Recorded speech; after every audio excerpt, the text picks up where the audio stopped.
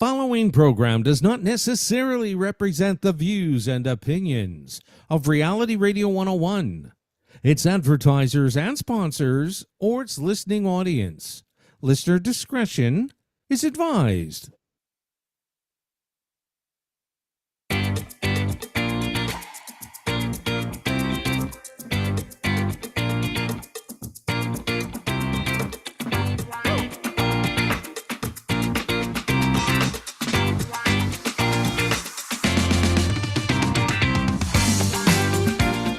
Good afternoon and welcome to the Liquid Green Health Show with your hosts Fred and Janet Cox right here on Reality Radio 101.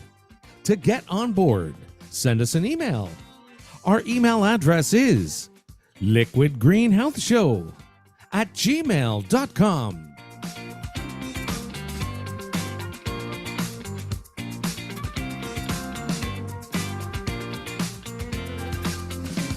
And now, ladies and gentlemen, right to your hosts of the Liquid Green Health Show, Fred and Janet Cox. Good afternoon, everyone. Yes, this is Sunday, and it is pretty cold outside today. Yesterday was like what's wrong wearing with a sweater, yeah? and today there's snow. What is wrong with the weather, man? That's why some people are getting the sniffles. This change here, change there, change everywhere. But it's Sunday, and we are the Coxes. Welcome to the Liquid Green Health Show. A warm greeting to all our listeners, viewers across Canada, United States, and around the globe. Your invitation to okay. Your invitation into your space, into your personal space is genuinely appreciated. It's Sunday afternoon, so everybody's going to forgive me for that. Why? Do you have eczema? Is it itching?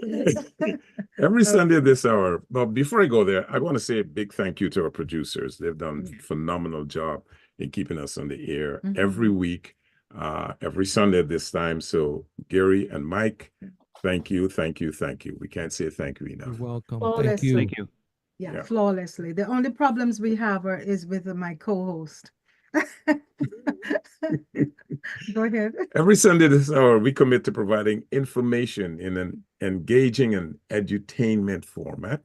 Hopefully it will guide you towards a healthier lifestyle. And, we're sowing the seed every Sunday. So thank you for being an integral part of this enriching journey with us, folks. We enjoy your email.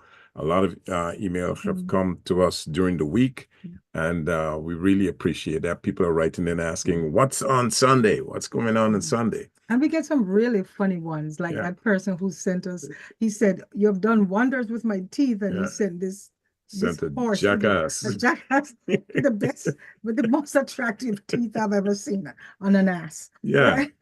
So feel free to keep those emails flowing, folks, to Liquid Green Health Show at liquidgreenhealthshow@gmail.com. Let us know where you're writing from, where you're listening from. We really would like to know. During the week after the show, if you want to hear more of us, you can always go to Spotify, or you can go to YouTube. Just type in Liquid Green Health Show, and it's going to come up. And if you're on YouTube, please remember to subscribe, like, share, do the normal things, to give us that boost. Okay. Yeah. Somebody, who was it that wrote and said they spent quite some time going back, looking at the past shows. And we encourage people to do that. There's been a lot of topics that we've covered. And sometimes we do that and we go back and check. And we thank you for doing that. And as always, if you do, the views are really worth something. So when you do, be sure to press that like or the subscribe button. Yeah. Okay. And someone else also wrote in saying Liquid Green Health Show that you have on your radio station is very informative. I was listening to some of the back shows. Excellent. I will pass it on. And I don't remember who wrote that. That's the one I was you talking about. check on your email. Okay. Just stay there. All right. Anyway, today's topic, we've chosen a topic that a lot of people are suffering with, and it's eczema. right? We've decided we're going to be talking about health symptoms. Before we start, I just wanted to, just to shout out to the two political candidates in the US. Oh. The US always puts on the best show politically. This is not a political show, but we do live in the world, and nobody can say they didn't hear the speeches from both candidates, both Mr. Trump and Mr. Biden. So, may the best winner win. Okay, we'll see the best winner. We'll see what happens in a few months, right? Nowhere else is it as exciting, and even Canadian politics, we don't want to listen to. It's boring. A few months and it's done and it's gone, and the election is done and not a lot of money spent, and we move on. Okay. Okay, so the topic today is eczema, and most people can manage their symptoms by getting treatment and by avoiding irritants, things that can affect your skin. When you come into contact with them, people suffer with extreme itchiness, and it is the #1 overall symptom of eczema, itching. When you itch, people itch and scratch and do all manner of things to, calm the skin down. And when you do that, it really makes it worse, right? And we'll get into that. Yeah. Statistics shows that over 31 million Americans have eczema, and approximately 15 to 20% of Canadians suffer from it. In the periods, this time of the year in the winter, when the house is dry, the weather is harsh, symptoms can get worse, right? And those symptoms can, they call them flare-ups, and these can last for days, even weeks. And the most common type is atopic dermatitis, or AD. Yeah. And so today, that's basically another name for eczema. It's used interchangeably. Right? And so today we will try to, figure out what it is. We'll try to demystify this widespread but misunderstood itchy condition, highlighting its triggers and the path to effective management. And we know a lot of people, even in our family, including our dear daughter, Kira, who suffers from eczema. And it wasn't from birth, but it just got worse as she got older. Yeah. So I hope she's listening in. I hope she's tuning in this week, right? Yep. They also say that 20% of children and 5% of all adults globally have some form of eczema. Wow. So it does affect a lot of people. So what is this big thing, this big fancy word, eczema? What is it? It is a common skin condition that causes itchiness, rashes, dry patches, and infection. And it is some form of dermatitis, right? Which is a group conditions that can inflame or irritate the skin. And once that happens, man, you are in a lot of discomfort, right? Okay, so when we talk about eczema, as we said, it's atopic dermatitis. That's the most common form, right? And it does have, what should I say? It once you it starts with an itch. Yes, right. But there is something called the atopic triad. That means it's something that progresses. For example, you might, as a baby, a lot of babies are born and they are born with eczema. And as they get older, it develops into asthma. And then from asthma, it can, as a young child, they get the food allergies first. Okay. And then from the food allergies, the next sequence is usually asthma. And then after asthma, they have the allergic rhinitis. And so it affects everyone differently. And so even treatments are always so individualistic, right? Because the things that trigger the foods we eat, the sensitivities we have, all of that has to do with your eczema. By the way, I'm going to ask you, close your eyes. How do you spell eczema? I used to say EX, but it's not that. It's EC. Yeah, EC, right? It's one of those tricky words that if you're on a spelling bee, you're gonna, you're gonna EC. Go ahead. ZEMA. Okay, eczema, right? Okay. Okay, what are the symptoms? Symptoms in children.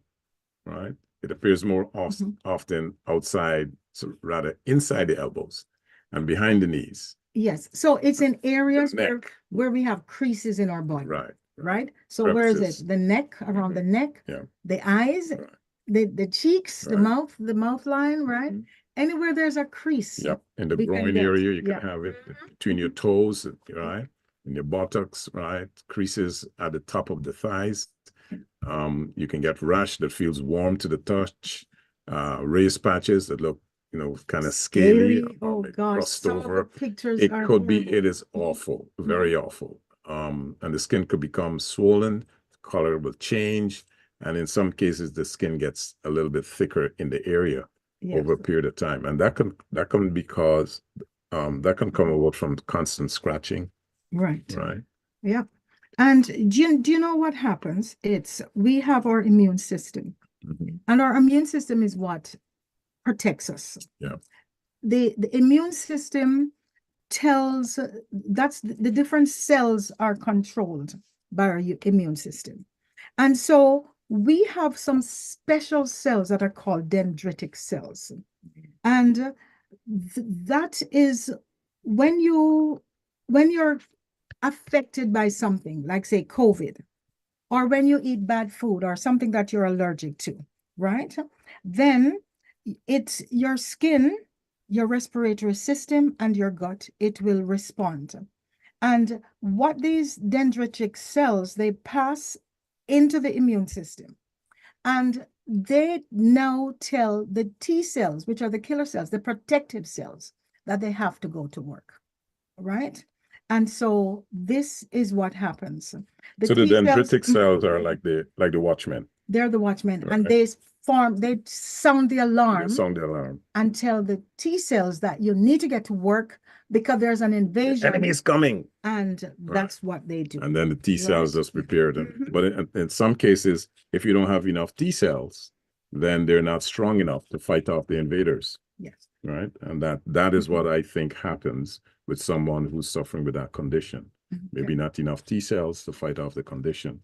Right. And it goes a little deeper than that. Okay. Now, let's talk a little bit more about the atopic eczema. Right. It says that you may be born with an increased likelihood of developing atopic eczema because of the genes you inherit from your parents. Yes. It's one of the symptoms. It's one of the ways in which you can get it. It's genetic. Okay. Yeah. And the research also says that children who have one or both parents with atopic eczema or who have other siblings with eczema are more likely to develop it themselves. But is eczema, is it contagious? No. Before you move away from that, just getting back to when you're born. Okay. Now, when a woman gives birth vaginally, it comes with certain bacteria. Yes. And those bacteria actually, the bacteria actually is protective. And the ones that are born through C-section, right, they don't have the same bacteria. Protection, so they're not getting that protection. So you find that kids who are born through a C-section are going to be more likely. It's not in every case, because as we said, so individualistic, but in so many cases, you'll find more prevalence in kids who were born or in people who were born with a C-section. With a C-section. Okay. Right? So there is a bacteria that's called, it's a big word. It's called Bacteroides. Bacteroides fragilis. And that has a protective role. That bacteria. That bacteria is a during the vaginal birth, right? It's included. That is the protective film. Through the it's vaginal like a protective film, right? Yes. And then people that have that will have less E. coli. And therefore from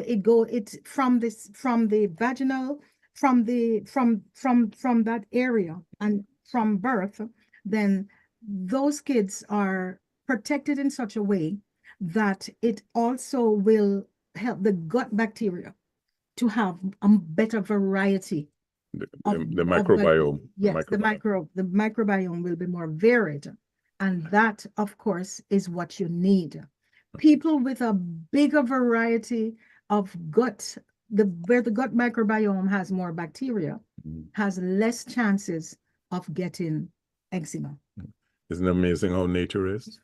And guess what? Nature has everything to protect you from conception to birth to death. Yes. Everything. And if you happen to have less bacteria in the gut, the same on the skin.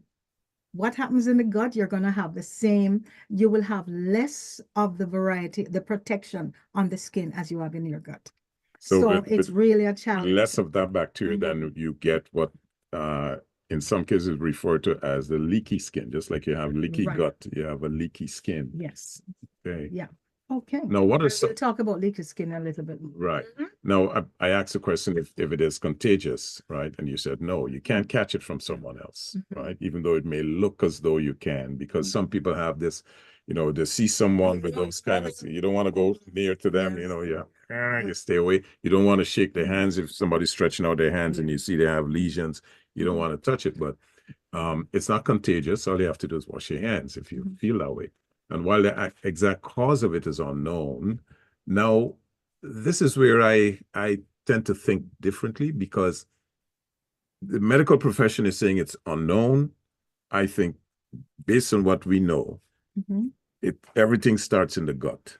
You just have to figure out what is triggering it. It's in the gut. So for them to say that it's unknown, I think it's a stretch.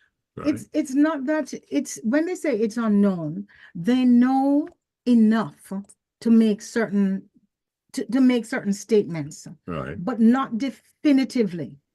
So they don't know exactly what it is, but they know what the triggers are. All right.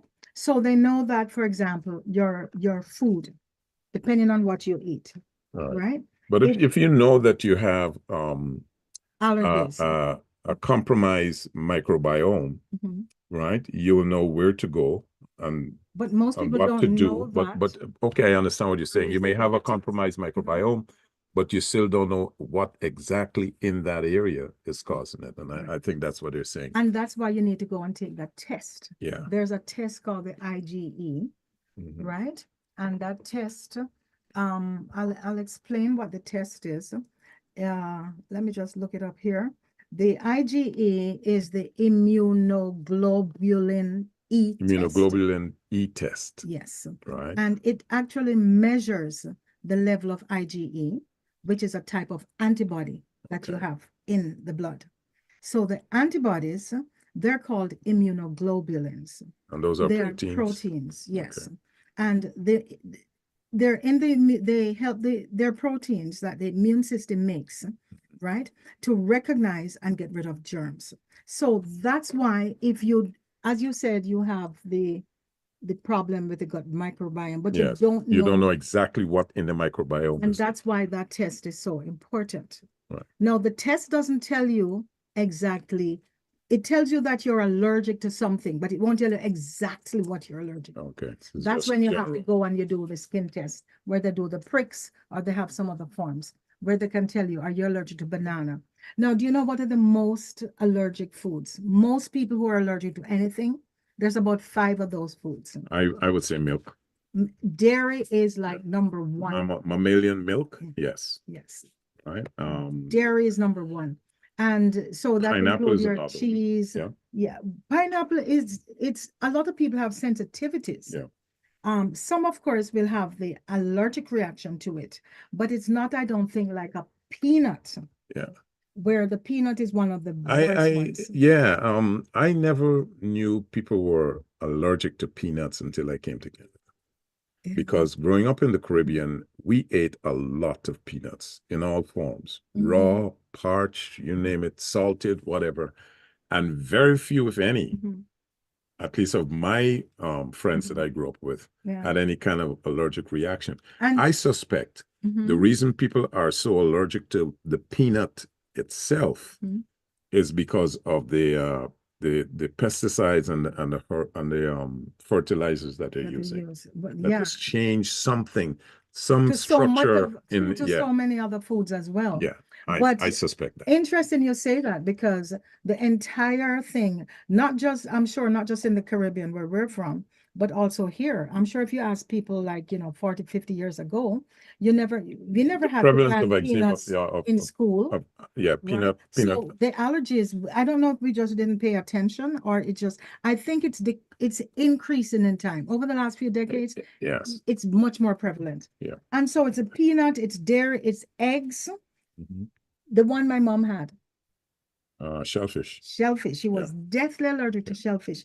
And of course, tree nuts, right? So those are the ones. But now you have the food that you're allergic to, but you also have the ones that you're just sensitive to. Okay. And those will include the ones I just mentioned. You people that are gluten sensitive, the wheat, Mhm. the dairy, the peanuts, the eggs, etc., and nightshades and bananas. So like the peppers, the bell peppers, etc. Yeah. A lot of people can get sensitivities to those. That won't kill you.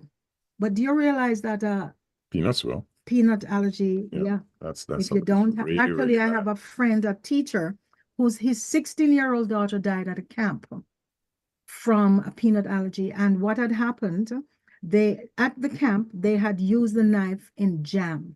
No, they used it in peanut butter. And then put And it in. it was washed, but not properly enough, I guess. Yeah. Because that same knife was used in the jam, and within, you know how fast that works. Yeah. She was gone. And he was one of the nicest teachers we've ever met. So it's Now, really what about sad. triggers? Mhm. What can trigger eczema? Well, as we said, we have several things. We have the food allergies. Mhm. We also have the environmental allergies. Okay. And the triggers. Yeah, you And have that the will include- chemicals. I mean, we're all living in a toxic chemical soup. Mhm. Every day we are exposed to hundreds of thousands of chemicals out there. But some of the things are soaps and Yes. detergents. You have shampoo. You have other types of liquids that people would use to wash their bodies. You have bubble bath, chemicals in the bubble bath. Perfumes is something that can cause an allergic reaction to. Yes. Can trigger, eczema condition. You have scented products like candles, air fresheners, all those things, they can trigger an eczema attack. You have mold, you have pollen, you have dust mites, you have pets, dander, cleaning products, especially the multi-purpose cleaning products that's out there. They won't get it used in liquid green though, right? Definitely not. You have other environmental factors, and you have, I mentioned pollen, and of course you have the constant bombardment of toxic chemicals in it. So people that have eczema, and I know our daughter, Kira, she loves to take long, hot showers. That is a no. Yeah. But how do you change that, right? Yeah. Who doesn't That enjoy dries out the skin, man. Yes. So you Dries out should be the taking skin. short showers, not hot, but just lukewarm. Yeah. And quick.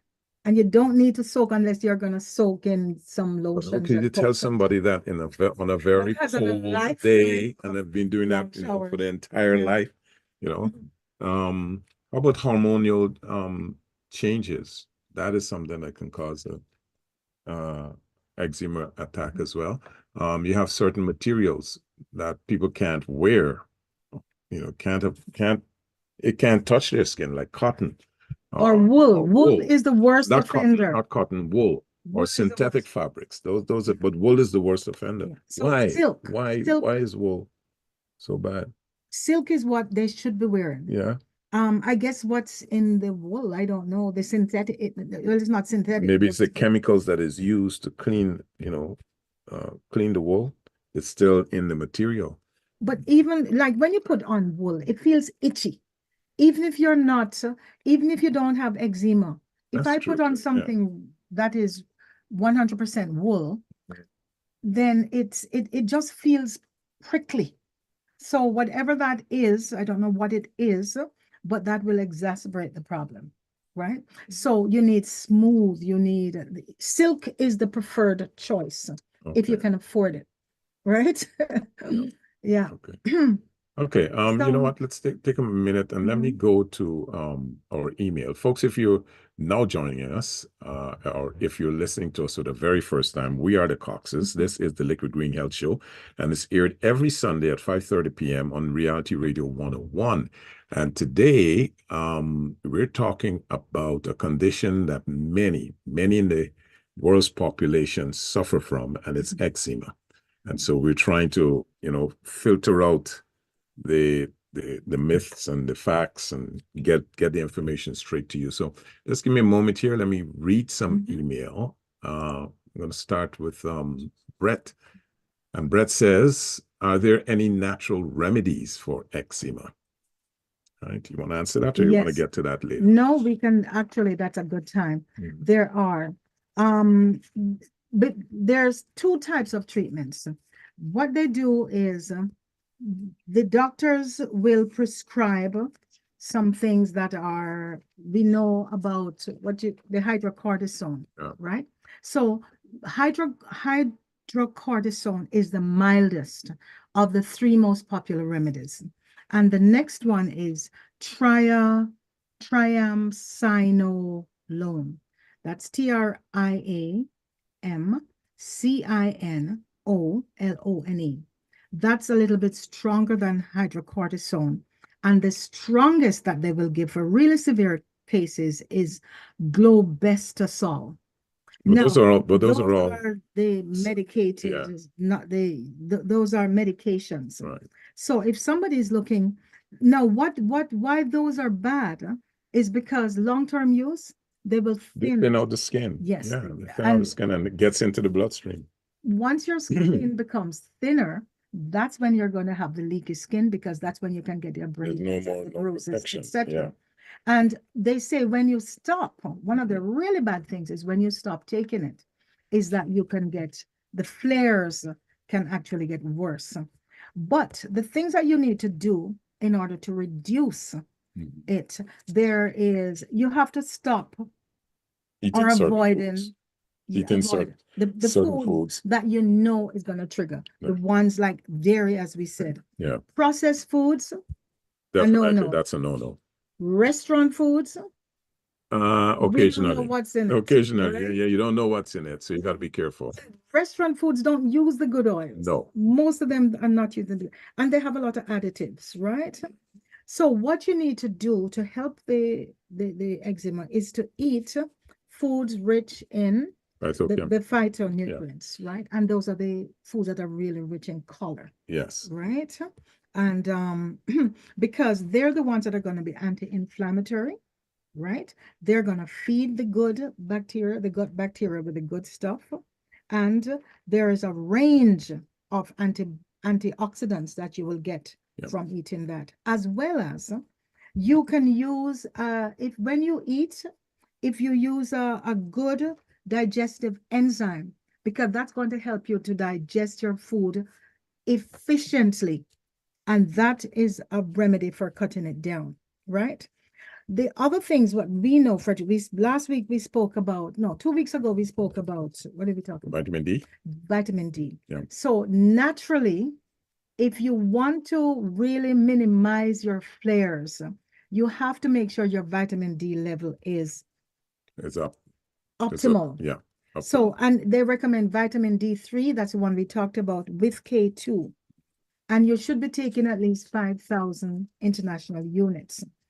The other thing that you need to do is, you can talk about this, Frederick, this seal oil. Yeah. Usually they say fish oil, omega-3, omega-3. The omega-3 is highly recommended. But what we know and what we will always recommend is not omega-3 from the fish. Yeah. Because omega-3 from the fish does not have all three of the fatty acids. Correct. It only has two, right? The seal has all three of the fatty acids, and that is why it is highly recommended. The other benefits of using the seal omega-3 is because the seal is a mammal. We are mammals. The filtration system of both us and the seal are very similar. And so the seal omega-3 also have the same properties as your mother's breast milk. Correct. right? That is the biggest factor there. And The only problem is if you're vegan, yeah, then you're going to have to or find an if you're alternative, allergic, right? if you're allergic to seafood, then we recommend taking the 369, right? Omega-3. But And- when it comes to omega-3, you really should not be using too much of the fish oil for a number of reasons. The processing is totally different. They use a lot of chemicals to, bring the oil to its cleanliness. You don't know what type of fish they're using because they use a number of different, even though they may tell you is one type of fish. Most of it is produced in Peru. And so you have to be very careful. It's difficult to control what you don't know really what you're getting. Yeah. And then what's on the label is not always too Another day, I think we'll do another show on omega-3. Yeah, Well, it's so really important. get into it. It's very, very important. Before you go on with the emails, I just want to complete the answer. So vitamin C, there's really 4 things that if you increase them in your body, in your system, it's going to help your eczema. And that you must take your vitamin C, and the recommended doses is between 500 to 1,000 milligrams per day. Yeah. And of course, the last one is zinc. Yep. And we don't need to take a zinc capsule every day. We should take one every other day. With food. Right. Yes. With food. Now for the topically, those are the things you do internally. That's the natural things that you do. But topically, I know this is very expensive, this lotion. What's that? It's Aquaphor. Aquaphor. Okay. Yeah. I see it in the drugstore. I've never bought it because, we don't. There's no need for it. No need to go that drastic. But I know people use it I think it's even safe for babies. I'm not sure. But Aquaphor, you can get in the drugstore. As well as, what do you think? Vitamin E oil. I don't know much about it, but a lot of people talk about it. Yes. Vitamin E oil and coconut oil. Coconut oil, I know for sure. And you have to make sure that what you get, it has no fragrance. Yeah. You need to make sure it has no dye. A lot of people use oats. Yeah. Right? Things that they bathe with the oat soap, the oat milk, whatever. But I would rate coconut oil over all of them. But oats, people can also be allergic to oats, right? So you don't know. There are some properties in oats that soothes the itching. Yeah. Right? But some people can be allergic to it. But some people can be allergic. Yeah. And finally, when you mentioned soaps and shampoos and the other things people use, the ingredient that you need to stay away from is sodium lauryl sulfate. Yes. Sodium lauryl sulfate. And that's sodium LAURYL, lauryl sulfate, because it is extremely drying compound. Yeah. And so if you see any soaps containing this, don't buy it. Or any soap, as a matter of fact, that says antiseptic. Yes, that's yes. Stay away from what's that one? Antiseptic triclosan. Triclosan. Any soap that has triclosan. That was a very long answer. It's a long answer. And there's one more thing about it, because you need to get out in the sun. Yeah. Right? Gentle sunlight early in the morning. Yeah. And if you live in a really dry climate and you're at home, you're probably going to need a humidifier. Yeah. So all the things, those are all the remedies that's going to help your eczema. And if you find that your home is too dry and you don't have a dehumidifier, get some, containers with water. Put it around the house. It's going to help to put moisture in the house. Okay, so thank you for that question, Brett. Sorry it took us so long, but it was a very, very important. Very important. Here's one from Yola, and Yola says, "Hey Coxes, we do love your show and try to listen to you each week from Orlando, Florida. Your information is divine. Thank you, and thank you very much for that, Yola.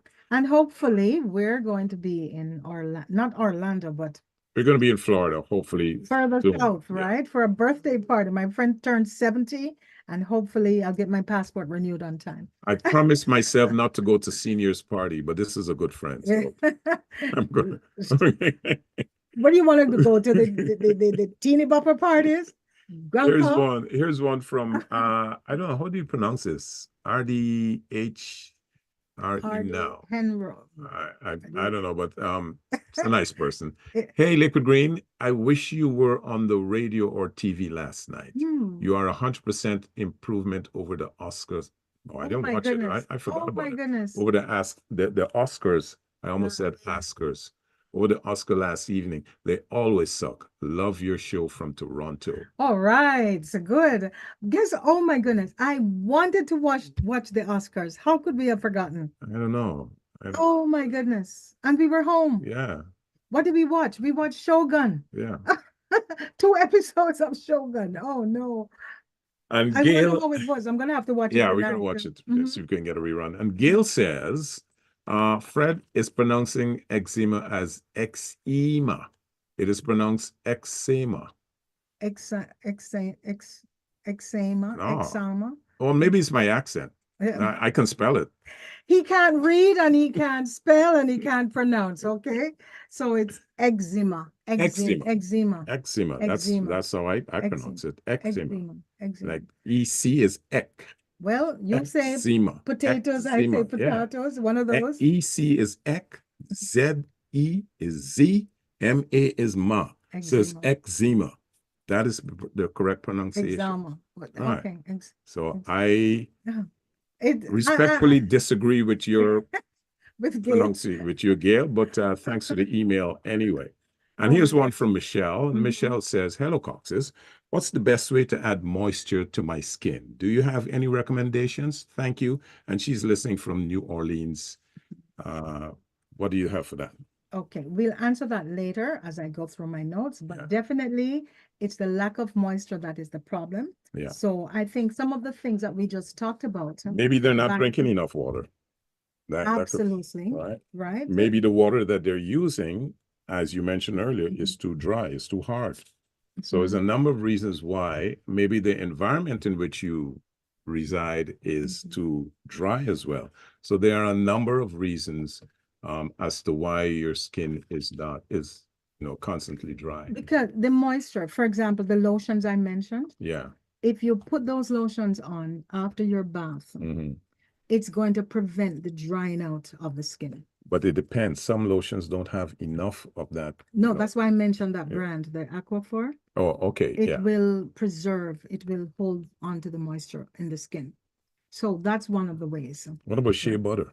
Shea butter, same thing, like mixed with coconut oil. Mixed with coconut, yeah. As long as they don't mix other things with it. Yeah. Right? Yeah. Okay, so that was it for the email for now. Okay. Anything else you want to touch on? Yes. We talked about the drugs and the supplements. Do you know what do you have?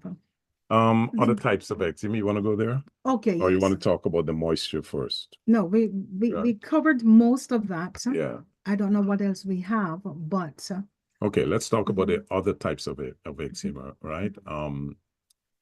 You have discoid eczema. That is a type of eczema that occurs in circular or oval patches on the skin.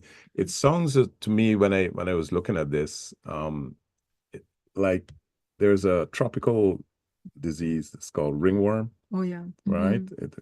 That's what that's. But I know it's not the same. Right. But that's how that description. That's what it fits into.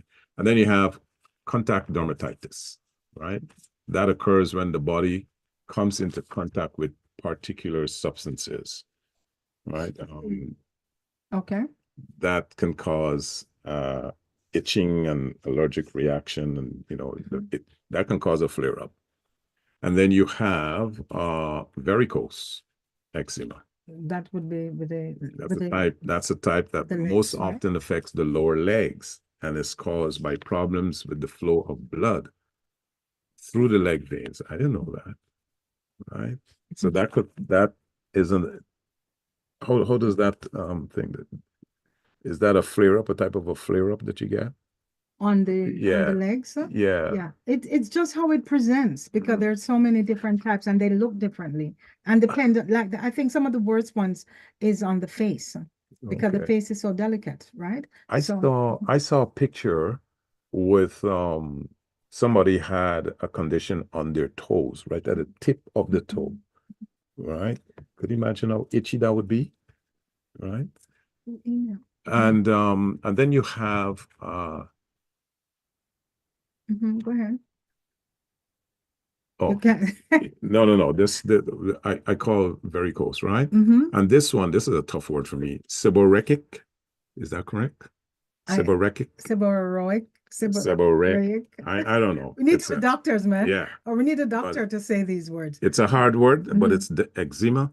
And this is where you get a red scaly patches that develop on the sides of the nose, the eyebrows, the ears, and the scalp. Right? And we've seen, you've seen people like that, right? And then you have prompholix, right? That is dosidoric. I hope I pronounce it right. Forget the words, just say what happens. Dosidoric eczema. It's a type of eczema that causes tiny blisters to erupt across the palms of your hands, the bottom of your soles of your feet, or and as periods when symptoms become more severe, you get you get those flare-ups. Yeah. Right? Okay. So when do you seek medical help, medical advice? When do you seek medical advice? If you begin to get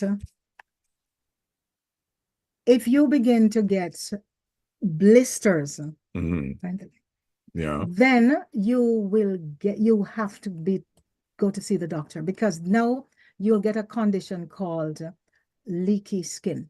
We know about leaky gut. Yeah. Right? What does the skin do? The skin is there to protect us. Yeah. It forms the barrier, right? But it prevents things like the dander, the viruses, the bacteria. It prevents outside elements from getting in.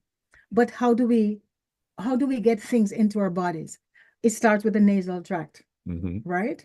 And when you inhale things through the nasal cavity, or when you eat, that's how things come in. The foreign particles come into our bodies, right? So it's through inhalation through and digestion. the nose, through digestion. through your oval cavity.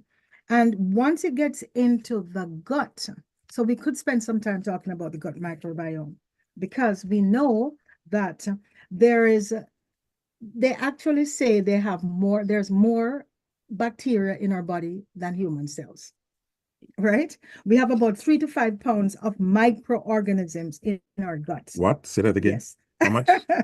And we have No. 3 to 5 pounds constantly in your gut. Yes. 3 to 5 pounds. There's between 500 to 2,000 different species of different gut bacteria. So we're walking junk. Yes. And there are trillions of them, but we can't survive without them. They keep us safe, right? Wow. And for anyone, as I said, we can't survive without them. And for anybody with who wants to stay healthy, they have to make sure that gut ecosystem is healthy, right? And when you have a growth, for example, on the skin, you can have what you call it, staphylococcus. That's one of the things that you can get, right? Right. You can have candida. That's one of the things that you can get even on your skin. And when you eat things or drink things like alcohol, or when you don't digest your food properly, these are the things that can affect your gut bacteria. And so we have some remedies. We've done the show on the gut bacteria. You must take your oral probiotics, right? Because that will help. Now, the 50% of people who take probiotics, it will help. But for the other 50%, it will do nothing at all. It won't help. So that is the problem with eczema, right? Not everything works for everyone. And that's why people can have it from birth all the way into adulthood. But isn't the probiotic supposed to be feeding the good bacteria in your gut? Yes. And if if the bacteria in the gut is not getting the right food, then you have a problem. That's where your microbiome is being affected, Yes. right? So if the microbiome is functioning properly, I would assume that the incidences of eczema would be reduced. That's absolutely correct. Because you do realize that the stomach acid, It's the a very stomach, powerful acid. That thing could melt leather. it's the strongest Yeah, it could melt acid in your leather. body. Yes. Yes. And they say if you were to put Yeah, if you put that on your shoes, it will go on a leather shoes. It will will burn right burn through. the shoe. I Yeah. don't know if you remember, there was a movie, and in that movie there was one of the bad guys, they sewed up one of the cartel people. They actually sewed the person in the gut of a cow, Oh yes, yeah. and yeah, they just burned. yeah. That's how strong it is, right? Yeah. Because the stomach has a pH of 2, Wow. and it is the most acidic area in the body. And what happens is that the pancreas, right, is signaled to produce enzymes. All right. The gallbladder is signaled to produce bile. And when we swallow our saliva and everything goes all the way down into the stomach, then that's why we get that acidic, that strong pH of number 2 in that area. But it is necessary to keep the bacteria working efficiently, right? Okay. Now there's a condition we didn't talk about, and it's associated with eczema, and is cellulitis. Okay. Right? That is a bacterial infection that helps gets deep into your skin. And the symptoms include, you get things like fever, redness, swelling, warm and tender skin. And that's when they say you should see the doctor, right? Okay. Okay. Yeah, because your doctor, And you'll need some they kind of they could even admit you to the hospital. because of that. You'll need some kind of antibiotic to clear it up. So this is the thing with the antibiotics. It's good on the one hand because it will address the issue, but always there's the side effects. So especially kids, kids are so prone to ear infections. Yes, they are. And when you have the ear infections as a little child, it's almost a guarantee that you will have eczema when you grow up. Okay. Right? Because of the continuous use of the what did I just say? Antibiotics. Antibiotics. Okay. Yeah. So we were talking before. All right, go ahead. Let me get I think we have a few more emails that just came in. Let me touch base on that. And then once again, let me just remind our listeners that you're listening to the Liquid Green Health Show. We are the Coxes, and we're trying to navigate through the myriad causes of eczema, right? We're trying to make some sense out of some of the medical terms that we're reading here. Some of the words are really difficult to pronounce, and trying our best. But here's Bob. Bob says, hello to the Coxes. I'm learning so much from you today, and it is very good information. Thank you for sharing all of it, and thanks for keeping us healthy. And this is Bob from Sudbury, Ontario. And I bet it's really cold in Sudbury today. If it is cold here, I can imagine. So, Frederick, we wanted to just touch a little bit more on the gut-skin axis, the relationship between the gut and the skin, right? Because it's a progression. There is a bacteria, a good bacteria in the gut, and it's called butyrate. Called what? Butyrate. Okay. Butyrate, butyrate. And what this does is it influences the skin microbes, and it helps to reduce inflammation on the skin, right? So that's one of the bacteria that you want to have. Now, the skin, remember we talked about vitamin D? Yeah. This is how it relates, because the skin, what does the skin, you need the skin to produce the vitamin D. But Right, if the which come skin, from the sun. yeah, but if the skin is not well, Exactly. If it's broken and it it won't won't work be able to efficiently. to Yes. to protect you, to Mhm. make the vitamin D. Right, because and now the vitamin D Mhm. is what is needed to make the good bacteria butyrate. Okay. So it's like a cycle. And as we always say, the human body, like everything is just so interconnected. Nature, man, nature. Right? So if you do have imbalance in your gut bacteria, that's what's called dysbiosis. And when you have that, then there's usually, as I said before, if you have the imbalance in the gut, you're going to have the imbalance on the skin, right? So on the skin, there's a particular bacteria called Staph aureus, not Okay. Staphylococcus, but Staph aureus. That's AUREUS. And that's on Staph the skin? aureus. Yes, that's on the skin, and that is what causes That's what caused you the itch. to itch. Okay. What happens with people? They itch, Mhm. and then it blisters, All right. and then the bad bacteria has a chance, the bad things Because have a now the chance skin to is come in. broken. Yeah. Yep. And then the itching It actually just gets gets worse. It gets below the skin and it gets even worse. And it is, we have seen Kira, and she knows what triggers it. And some people, I mean, how do you stop eating so many things? Because you can't help the itching. But there was something I saw. Remember, I was telling you about it. The mirror. Mhm.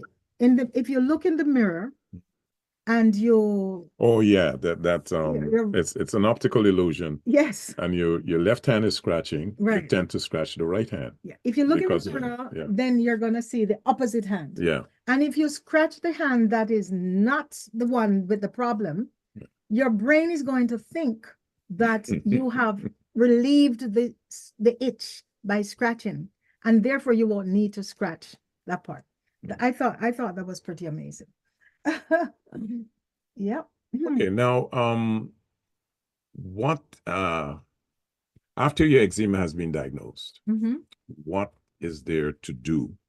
Okay, you go to the doctor and the doctor says, okay, I diagnose you and you have eczema. What do you do? Right? Mhm. The research says that you should not scratch your skin. Right? That's easy, right? Right. But can you really avoid it? Because you're in a lot of problem. Use a steroid or antihistamine cream Mhm. to calm your itch. And I think you mentioned one there, Yeah. right? Moisturize your skin a few times each day. Use the proper, even that people could have some problems with, because not every moisturizer is compatible to your skin type. So you got to choose the right moisturizer, folks, right?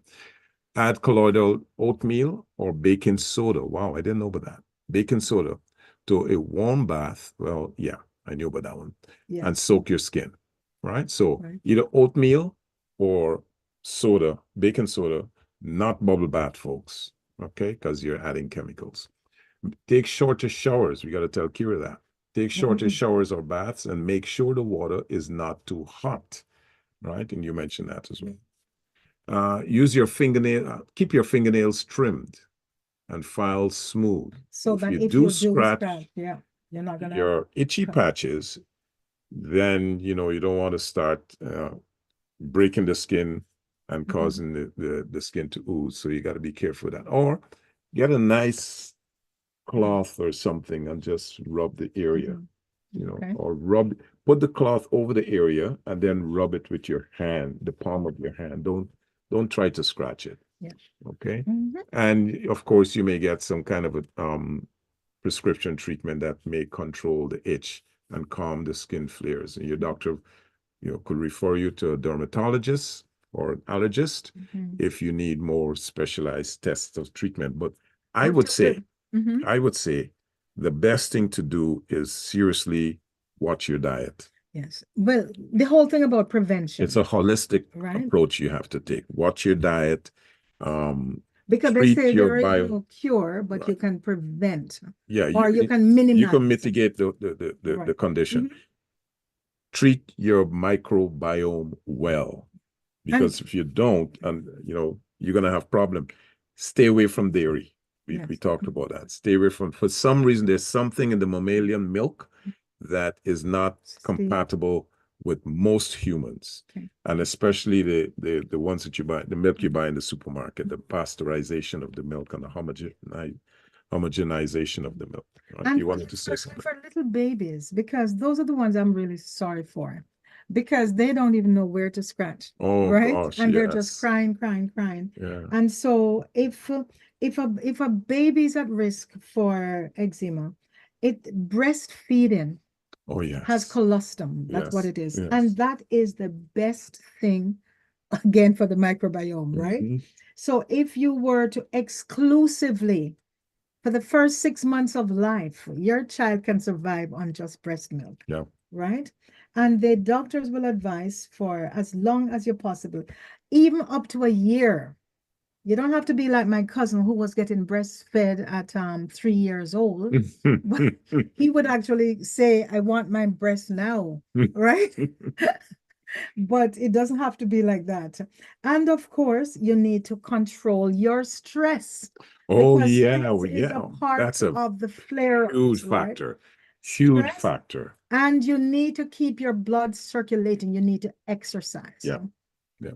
Right. Good circulation and stress, stress and diet, the two major things that you need to take a serious look at and control those areas, control the food you eat, control the stresses that you're going to experience, whether it's your job, your relationship, whatever it is. Stress is going to add inflammation, and inflammation is going to cause scratching, because what's happening under the itchy section of the skin is built up inflammation.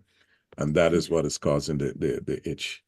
You know, one thing I found out, and I don't know if it's true, but I will share it with you. I found this actually funny. It says your mother's age at time of birth.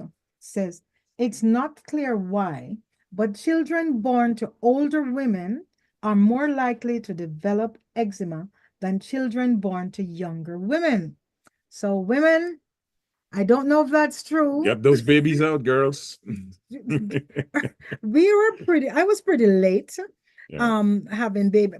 Kira, I apologize if 29 is too old for, to have babies. The food source then was much more nutrient dense than they are now. So 40 years ago. yeah, things are much different. So And if kids, as I said before, if kids were given antibiotics at all when they were young, yes, yeah, chances are they can't help getting this, right? That's a big factor. Yeah. And try as much as, but this is off subject. I was in the drugstore just the other day, and I just happened to walk through the baby section, and I was looking at the foods, and what I saw was these cheese puffs. Oh yes. Right, but it's not the same type that you buy in the supermarket, but they were made for babies. Oh, okay. Right. Cheese puffs. Fruit flavors, kind of, they look like cheese puffs, but it's processed foods. So if you're starting giving your babies that from that age, right? Like, what are you doing? You're messing up the kids' microbiome. Very early age. That's processed foods. And I think that's what we've come to the end of Almost this out show. of time, folks. It's amazing. It's amazing how time flies when you're having fun, especially on a Sunday evening. And I think we've covered just about everything, folks. If you have any questions in regards to the topic that we have discussed today, feel free to write us with your answers, and we'll do our best to answer them. Also, if there's a topic that you'd like to hear that you think we have not yet covered, feel free to drop us a line and say, hey, what about this topic, Coxes? And we'll certainly do research, right? So it's getting to that time. It is getting to that time. I just wanted to throw out one more thing, and I forgot to mention it when I was talking about natural things that you can take. It's lactobacillus. Okay. And it's a probiotic because there's so many types. So if you can get that one will really help. It produces good bacteria. Okay, I can hear the music in the background. That's our signal to get off the air. So folks, we're going to end the show by saying good health is at the core of human joy and overall well-being. Its influence is profound, extending beyond personal vitality to significantly bolster prosperity and economic advancement.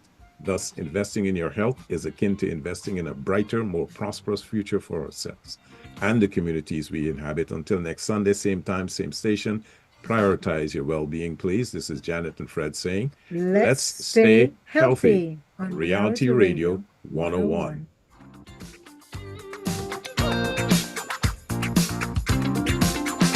Thank you for listening to the Liquid Green Health Show with your hosts, Fred and Janet Cox, right here on Reality Radio 101.